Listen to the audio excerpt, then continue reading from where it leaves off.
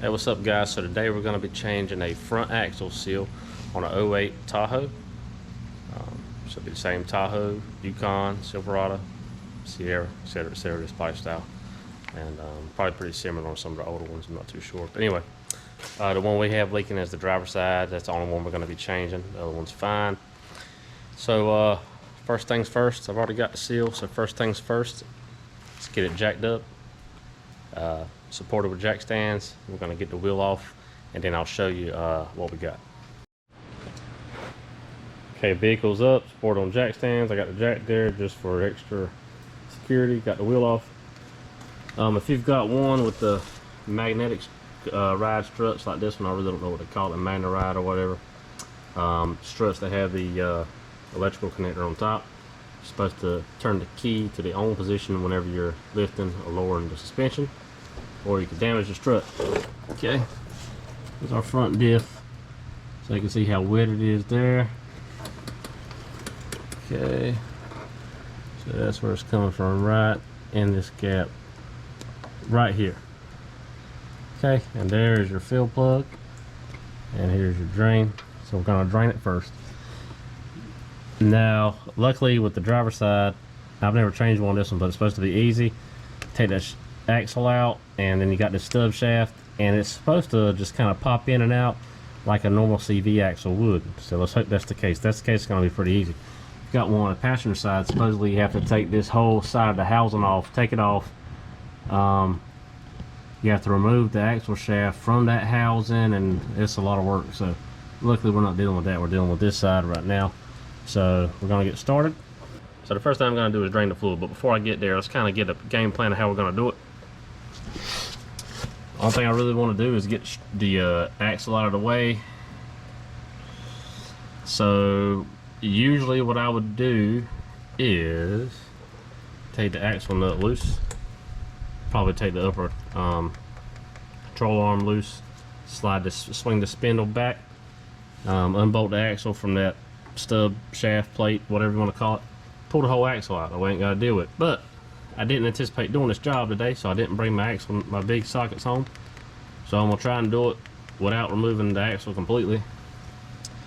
And all we gotta do is just get enough room in there where we can pop that shaft in and out. The I'm gonna call it a stub shaft, but the that plate out of there. So we'll see what happens. I'll go ahead and drain the fluid, and then we'll start on. Like I said, I forgot to bring my tools. I didn't think I was going to do this job tonight, so I didn't bring a lot of my tools. I didn't even bring my 1/2-inch impact. I broke out this gem. Y'all probably hadn't never seen one of these. Broke out this relic that actually still works. Would you believe that? So anyway, yeah, I'm gonna drain that. I'm gonna see if I can find a nut big enough to get this the axle nut off. It's a 36, I believe. First thing I want to do is free up some working space. Anytime I'm working on suspension on this particular model, I always go ahead and take loose the ABS sensor wires. I always take that loose, and I always take loose the brake line bracket, because once you get the stuff loose and everything, you don't want it to accidentally be pulling on it and break any of those or put stress on that brake line. So anyway, now we got that loose and all this is free, I'm going to take loose my sway bar end link right here. It's usually a 15. If these are aftermarket and have been replaced, they're usually a 14.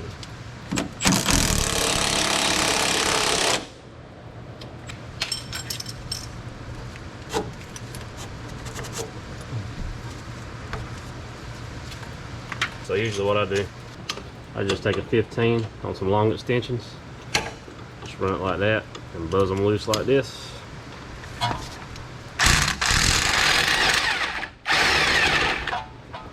get that right on out. And you just rotate it. Do all these until you get them all loose.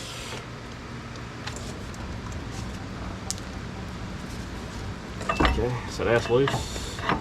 Obviously you can see there's not enough room to be able to get this out with this axle on the way. So we're gonna take loose our upper ball joint. That's typically a 18. Unless it's been replaced, sometimes it's a 17 on the aftermarket one. But yeah, it's an 18, so you're gonna use a wrench. A ratchet wrench is nice. Of course, I didn't bring mine. And a lot of times you'll need a Allen to hold it. Not the most ideal wrench, but if it works, it works. See if the whole thing's turning. No. Usually when you go to tighten them back up, this whole thing will want to spin. But luckily you can put an Allen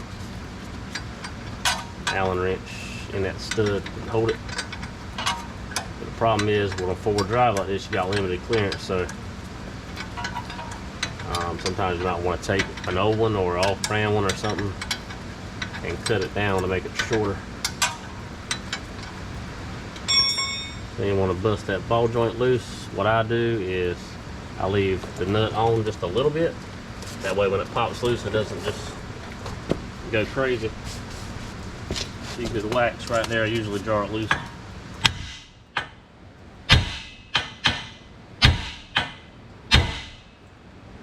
Like so.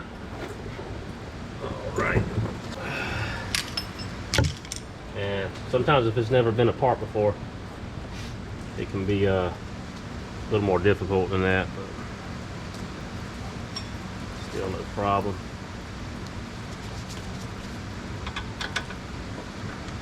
I can see that whole thing won't spin. Might have to go get my Allen. Yeah, I need to go get it anyway. Alright, be right back. Okay, so I got this Allen wrench that I cut down shorter to fit in here. Try to move my hand out of the way. The standard length one, a lot of times will just hit the axle boot.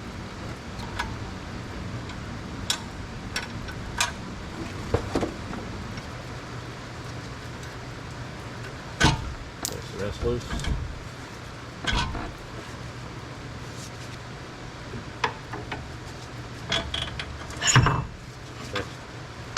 This is where I'm at right now. Like I said, this is a fault of mine by not having the right size socket, but so our axle's out. Got quite a bit of space between the axle and the stub plate, shaft, whatever you want to call it. If I had a 36, I could spin this off. We could easily just pull this whole axle assembly out, right out of our way. Let me see if I can find something that'll match up with a 36, whether it be a standard or whatever. Let me check real quick and I'll come right back. Wow, we just got really lucky, guys. I found a standard equivalent socket I had that worked. A 1 3/8 worked, so I was able to get that loose. So now we're going to pull the whole axle out and then we'll be in business.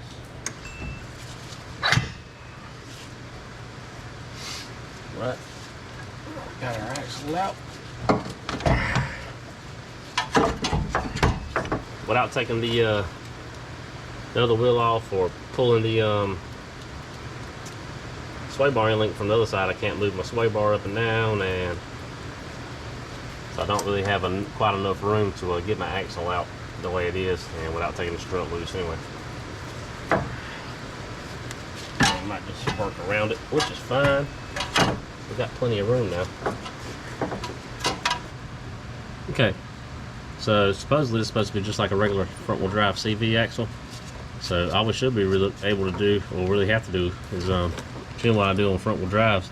I'll just take a pry bar and then this one should just pop loose. There's usually a C-clip mounted on the shaft and it'll pop right loose.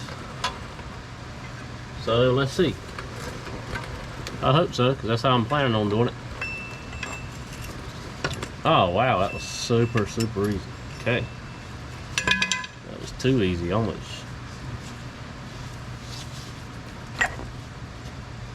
Okay. There's our shaft. Alright. So now all we gotta do is get it out. Different ways you can do it. You can take a flathead screwdriver or a pry bar, stick it in there and do it. That's how I usually do it. I got a seal puller today, so we'll try and I'll try and pull it out with the seal puller and see what happens. Take our seal puller and try to get it out.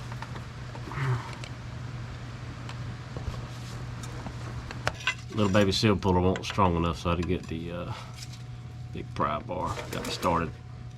So there you go. No damage to our casing, which is nice. You got to be careful prying out like that because you can put a gouge in the casing, which usually isn't that big a deal unless it's just something huge. But it's the best angle I can get you guys while still giving me room to work. So I'm gonna make sure it's kind of squared up in there. I mean, kind of, you know, going in straight. Just a little more on the top. They make seal drivers and stuff like that, but I don't have any of that stuff, so I got a block of wood, and the hammer usually works fairly well.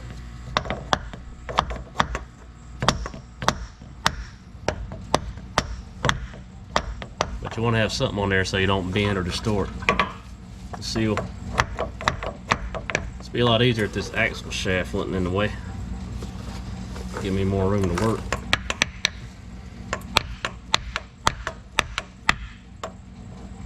And of course our flashlights are down.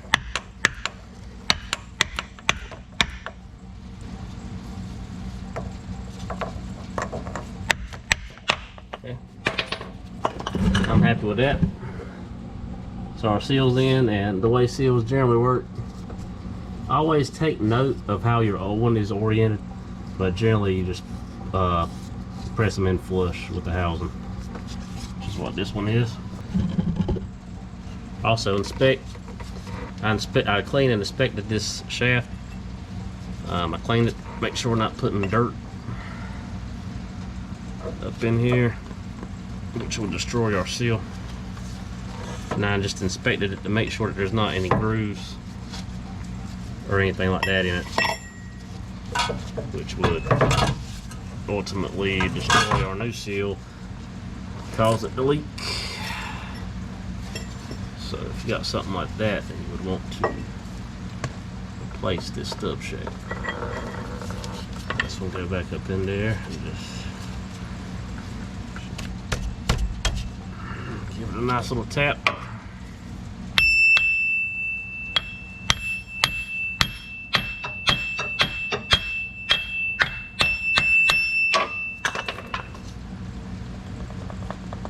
Make sure it's clipped in. Give it one extra. Sounds good, don't it? Need to make sure it's clicked in, it's not going anywhere. Alright, so now that you got the seal in, the next thing to do is just put everything back together in reverse order. We bolt our, well, we'd take the jack, lift up our lower control arm, bolt up our upper ball joint. Then we would bolt in our CV axle to that stub shaft. Anything else we took loose, brake line bracket, ABS sensor, and the sway bar end link. Put the tire back on, torque everything to spec, of course. Top off our fluid with this particular model is 1.5 quarts of 80-90 year old. Please double check yours. It could be different depending on the year, options.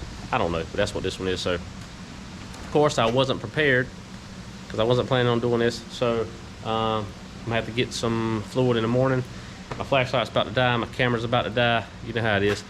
But I'm hoping you got the gist of this. Like I said, doing this driver's side is pretty easy, a lot easier than doing the passenger side. So anyway, I hope you got something out of this, and if you got any questions, please ask, and I'll see you on the next one. Thank you.